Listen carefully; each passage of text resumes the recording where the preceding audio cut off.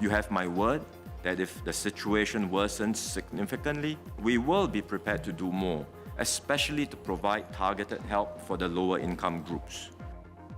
DPM Lawrence Wong giving his word that Singaporeans could get more support if inflation keeps rising.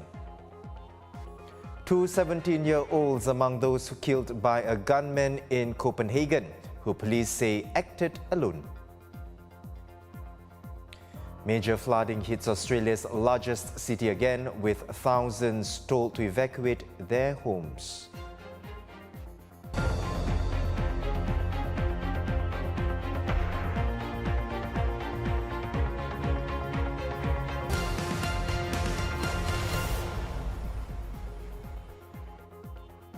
It's 5:30 p.m. here in Singapore. Welcome to The Big Story. I'm Haryanto Diman. Subscribe to the Straits Times channel so you will not miss an episode. Responding to questions in Parliament today, Deputy Prime Minister and Finance Minister Lawrence Wong addressing concerns about inflation and a planned GST hike next year. Mr. Wong tells the House that, if necessary, the government will enhance current support measures to help Singaporeans who need it most. You have my word that if the situation worsens significantly, we will be prepared to do more, especially to provide targeted help for the lower income groups. And we will continue to do so while living within our means and upholding prudence and responsibility in fiscal management. Sir, we must brace ourselves for a bumpy road ahead of us. We are confronting multiple crises. Governments and citizens around the world are facing the same problems of rising food and energy prices or uncertainties navigating economic challenges. In Singapore, we have used a combination of monetary, fiscal, and other policies to cushion our people from the extremes of global inflation, target help to those who need it most, and help businesses adjust to higher prices, not just for today, but for the medium term. With careful fiscal planning, we are able to mount further support if the situation warrants it. As for the economy as a whole, Singapore can avoid a recession or stagflation next year, in spite of a challenging global environment with a high risk of it getting worse. Minister of State for Trade and Industry ALVIN Tan says our economy is likely to remain resilient in the coming months. Overall, MTR expects the Singapore economy to expand by 3% to 5% in 2022, with growth likely to come in at the lower half of the forecast range. We expect growth to moderate further next year, and at this stage, we do not see or do not expect a recession or stagflation in 2023. Nonetheless, risks in the global economy remain significant. These include further escalations in the Russia-Ukraine conflict, more severe global supply side disruptions, risks to financial market stability if monetary policy tightening in advanced economies is faster than expected, and the trajectory of the COVID-19 pandemic. Home Affairs and Law Minister SHANMUGAM addressing Singapore's prison conditions following substantial interest generated by the CNA documentary Inside Maximum Security. In a ministerial statement, he says conditions are assessed to be acceptable and inmates' needs are met, but the environment is intentionally strict. Among his examples, Mr. SHANMUGAM says there are toilet facilities inside all cells. However, they don't have fans but natural and mechanical ventilation instead. It's because mounted fans could pose a security risk and be potential anchor points for suicide. They could also be dismantled with the parts potentially used as weapons. Inmates sleep on a straw mat and 2 blankets instead of beds, which are given only to those who require additional care. This also minimizes security risks, preventing inmates from hiding contraband items in the cells. Our assessment is that conditions are acceptable and fits in with our philosophy of how prisons ought to be. Essential needs of our inmates are also met. Our prison regime and prison environment are austere and intentionally so. We place a lot of emphasis on security and monitoring so that our officers know what is going on. That is because you get situations where inmates might try to do a lot of harm to themselves, get contraband, create security situations, other similar issues. Our approach is probably one reason, for example, for lower suicide rates in the Singapore prisons. Between 2017 and 2021, there was 1 case of suicide in Singapore prisons compared with 10 cases in Hong Kong over the same period, 12 cases in Norway between 2017 and 2020, and 22 cases in Denmark between 2017 and 2020. In Australia, tens of thousands are being ordered to evacuate their homes as wild rains and floods hit Sydney over the weekend. Other parts of New South Wales are also affected, with the state's Emergency Services Minister saying areas that have never experienced flooding could also face some impact. There were around 3,000 calls for assistance overnight. No deaths have been reported so far. Let's find out more from our Australia correspondent Jonathan Pearlman, who's in Sydney but unaffected by the floods. John, what are conditions like today and how's the evacuation process going? Yes, so the deluge is continuing. I'm in a part of Sydney that is not actually being flooded, but I can assure you that the rain is continuing here as it is across the city and in large parts of the state of New South Wales. But Sydney has had constant rain, which has filled up some of the major rivers, and they are peaking, and emergency services are taking thousands of calls from people needing to evacuate the flood waters. Tens of thousands of people in Sydney are now being ordered to evacuate or facing evacuation orders. So there's an emergency effort underway to make sure that everybody is safe. What is the public sentiment on the ground, John? We understand some suburbs in Sydney's west are submerged for the 3rd time this year, and people there are understandably frustrated. That's right.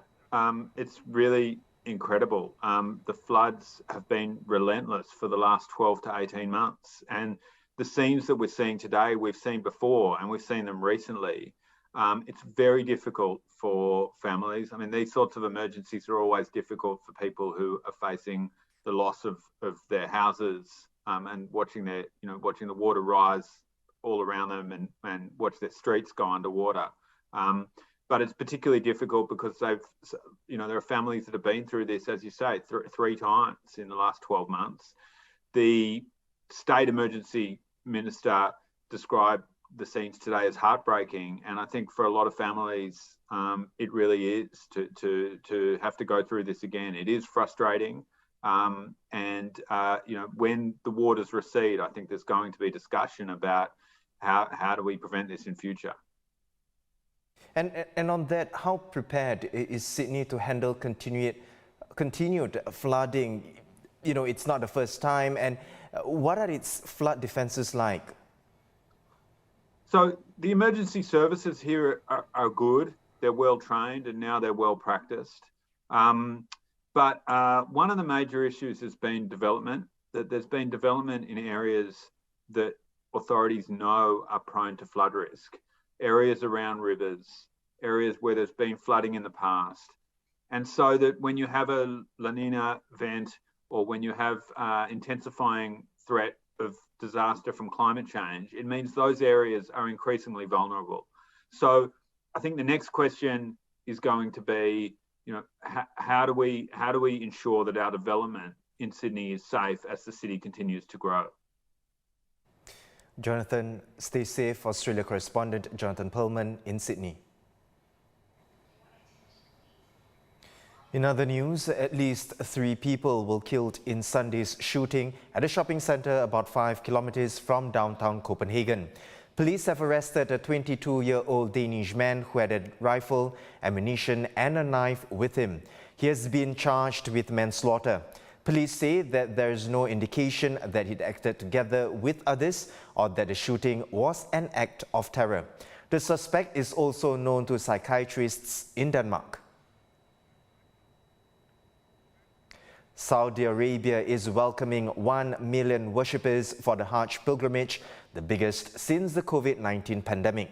There are strict sanitary conditions in place. For instance, the Grand Mosque is scrubbed and disinfected 10 times a day.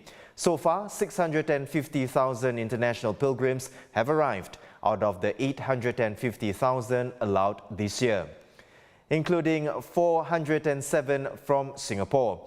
The last batch, 180 of them, setting off for the Hajj last night.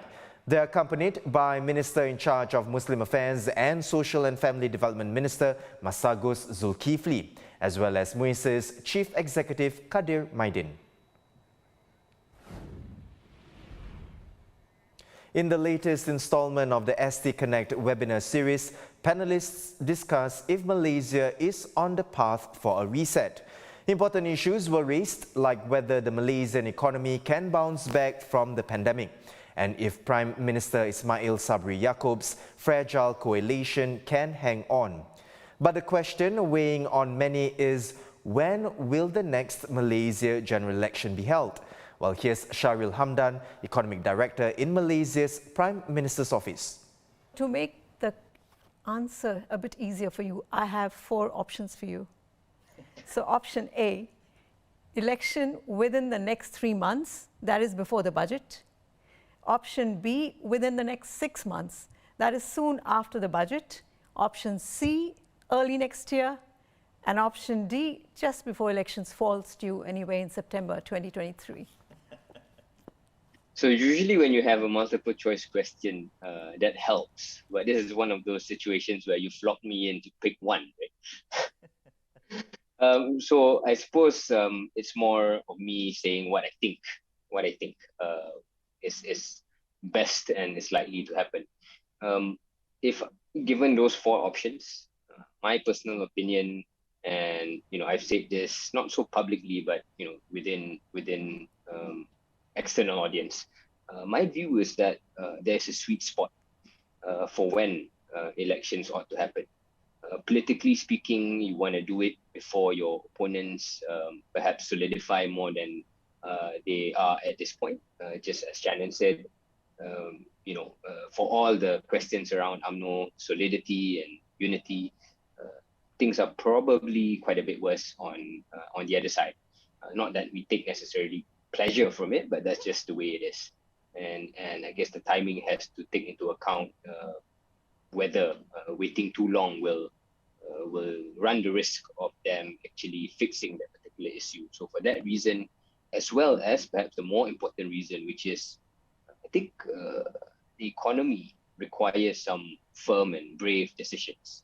Firm and brave decisions that may not be too popular. You could talk about more targeted subsidies, you could talk about more steps towards systemic change and structural transformation, some of which we can speak about later. All of this will require a mandate, a strong mandate, and definitely a prime minister who can claim to have his own mandate. For those couple of reasons, if I had to pick, and this is, to be clear, a personal view, and not because I am in UMNO's office or in the PM's office that I have some particular insight.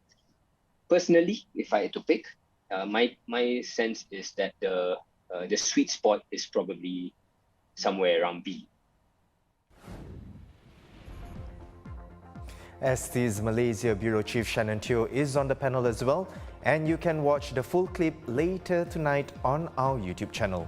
In the meantime, don't forget to subscribe to us by hitting the red button below. I'm Haryanto Diman.